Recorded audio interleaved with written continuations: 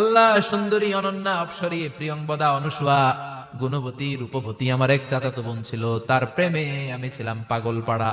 কিন্তু সে তো আমার ডাকে সাড়া দেয় না। অনেক চেষ্টা করলাম তারে পাওয়ার জন্য। চাচাতো বোন আমারে বলে 100 স্বর্ণ মুদ্রা যেদিন দিতে পারবা ওই দিন আমারে পাবা। এবার আমি স্বর্ণ মুদ্রা কালেকশনের কাজে লেগে গেলাম।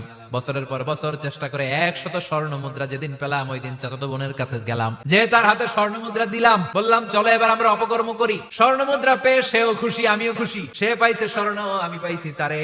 গোপনে একটা রুমের ভেতরে ঢুকলাম, দুজনে জামা কাপড় খুলে ফেললাম, নেকেড হয়ে পাপ কাজ শুরু করব।